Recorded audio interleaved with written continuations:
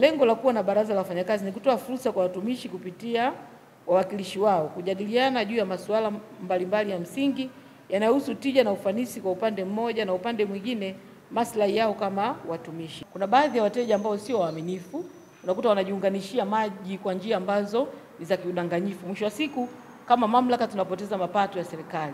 Lakini pia hapa mkurugenzi, nikwambie kuna baadhi ya maeneo nilikopita jambo hili pia huwa halifanyiki tu na wananchi peke yao. Mahala pengine, sijasema hapa ndugu zangu, natoa tu mfano. Unakuta pia kuna mtu mmoja ambaye anakuwepo ndani ya taasisi anashirikiana na watu hao, kwa sababu wengine inawezekana hawana hiyo taaluma ya kujiunganishia hayo maji. Wanafanyaje pasipokuwa na mtu huku ndani? Kwa hiyo unakuta sisi tunasaidiana nao kuwaunganishia, kama nilivyosema mahala pengine. Natoa huu mfano wa wazi kabisa. Mtu aliyoko ndani ya taasisi anashirikiana nao, anaunganishiwa maji, wanapata huduma, lakini malipo yeye anawalipa yule mtu aliyeshirikiana naye, badala ya kulipa mamlaka ama kulipa taasisi.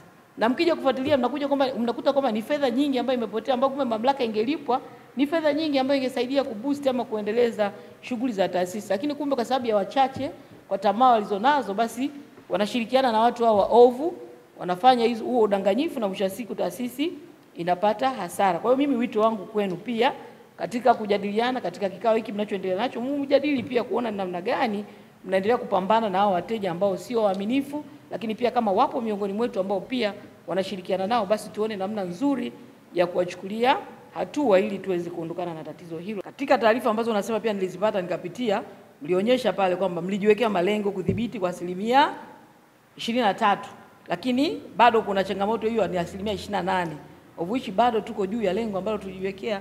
Kwa hivyo ni rai yangu pia mjadiliane kwa kina, muone ni kwa namna gani mnadhibiti upotevu wa maji, ili basi ikiwezekana kusiwepo kabisa, kuwe na 0% ya upotevu wa maji, kwa sababu nyinyi ndio wataalamu na ndio tunaowategemea. Kwa sababu maji haya yanayopotea ni fedha ambayo tukifanikiwa kuidhibiti, manake tutaendelea kuyadhibiti mapato ambayo yanapotea kutokana na upotevu huo wa maji. Lakini jambo lingine, kuongeza ukusanyaji wa mapato. Mimi naitwa Mhandisi Mayunga Anthony Kashilimu, mkurugenzi mtendaji wa Mamlaka ya Maji Safi na Usafi wa Mazingira Tabora, kwa kifupi naitwa TUWASA. Leo tumekuwa na tukio la uzinduzi wa baraza letu la wafanyakazi, baraza la 6 la wafanyakazi wa TUWASA, na katika uzinduzi wetu tulimwalika Mheshimiwa Upendo Wela, mkuu wetu wa wilaya ya Tabora mjini, na ametoa maelekezo mbalimbali kwa ajili ya utekelezaji kwa mamlaka yetu na amezungumza mambo mengi kama ambavyo umesikia, lakini nikisema tu kwa machache ambayo ameyaelekeza kwetu, tuna swala la upotevu wa maji, kuendelea kupunguza upotevu wa maji. Tunapozungumza sasa tuna 28% ya upotevu wa maji, na kwa standard ambayo inatakiwa kwa nchi zetu za Kiafrika, lakini pia kwa miundombinu ambayo tuko nayo, angalau 20% ambacho kinaruhusiwa na regulator wetu EWURA. Kwa hiyo tunalo jukumu kubwa la kuendelea kupunguza upotevu wa maji. Hapo tulipofika bado tuna zaidi ya almost 6%, natakiwa ipungue au 8% kwa maana ya kufikia 20%. Na hili ni swala ambalo ni endelevu. Upotevu wa maji unasababishwa na wizi wa maji, mabomba kupasuka, lakini pia mita kutofanya kazi vizuri kama hazisomi vizuri, na masuala mengine ambayo kwa kweli hayo ni yale ambayo tunafanyia kazi kila siku, na sisi tuendelee kuahidi kwamba hilo tutaendelea kupambana nalo, kuendelea kushusha upotevu wa maji kwa kadri inapowezekana, ili tuweze kuongeza mapato yetu. Sababu sisi tunaposhusha upotevu wa maji, maana yake yale maji yanawafikia wateja, na wateja maana yake wanayatumia, wanalipa bili zao. Swala lingine amezungumza swala la wizi wa maji, tuendelee kupambana na wizi wa maji, na akajaribu kugusia kuangalia kwamba hata ndani inawezekana kwa na watumishi wengine ambao wanashirikiana na wale ambao wako nje kuweza kuihujumu mamlaka. Kwa hiyo haya nayo ni maelekezo ambayo ni ya kuyatafiti.